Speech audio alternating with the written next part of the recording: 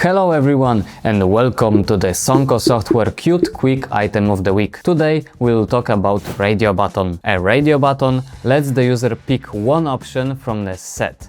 For example, light, dark or auto on a theme menu, or performance, battery saving or normal in battery settings. By the end of this video, you'll know how to build a custom radio button column like this one.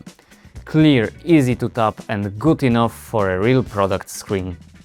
Before we start, we are Somco Software, an embedded software development company. In Somco Software, we build real products with multiple GUI frameworks. We specialize in Qt and LVGL. Check our channel for amazing tutorials, and if you want to work with us, reach out. We can help you with any topic related to embedded software.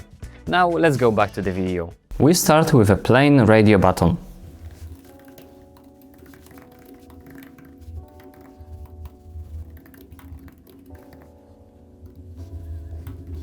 The first property we set is text.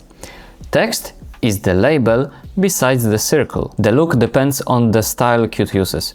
If you only write import Qt quick controls, Qt often picks the native style for your operating system.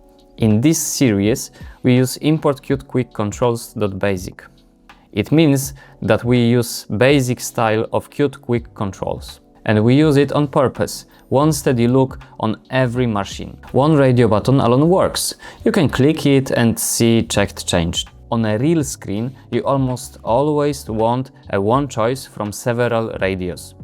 For that, we use a button group. Button group ties radios together, so only one stays checked. Each radio button sets button group to the same group. So if we click the light, the dark will set to false. So only one dot should stay filled at the time. The next property is checked. Checked is true when this radio is the active choice. We often set checked true on one radio, so the screen starts with a default. If we will set checked to true for other child, only the first child will be checked to true. The next property is enabled. When enabled is false, the user cannot select that option.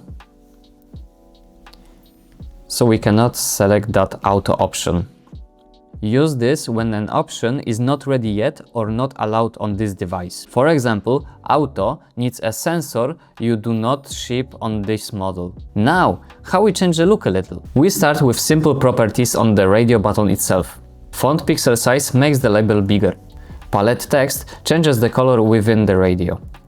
Radio button has an indicator, the circle, a content item, this label, and a background. Background is the area behind the radio row, the shapes user tap on, not only the circle.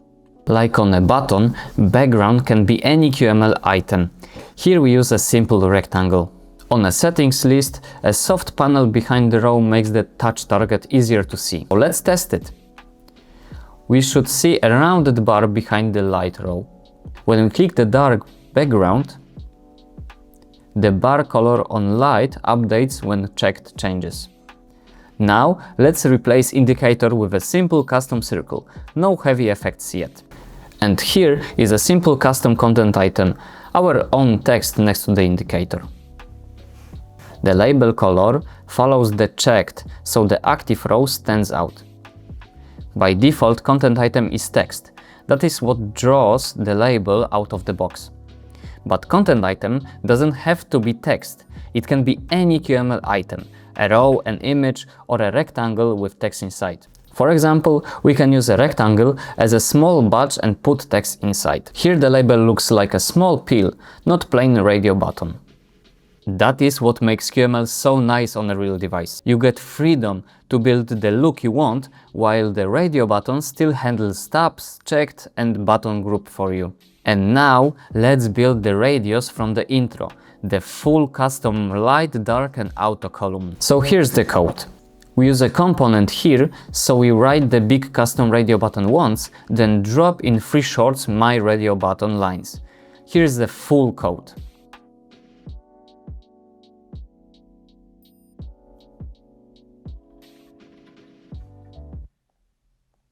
We still get full radio button behavior. Same tabs, same button group, same checked rules. All the custom indicator and content item code lives in one place, our component, my radio button. Under that, the list is just 3 small blocks.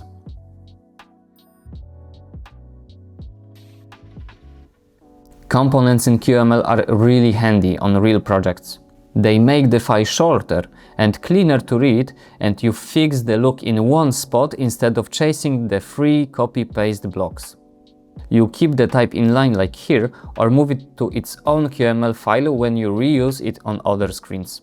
Visually, we kept the same polish, a dark ring, a soft dot when a row is checked, and a bold cyan color on the active choice. QML gives you a lot of UI for a small amount of code. Users feels a solid list on a touch panel, something you can ship besides the rest of your UI on a real device. That is what we want on embedded hardware.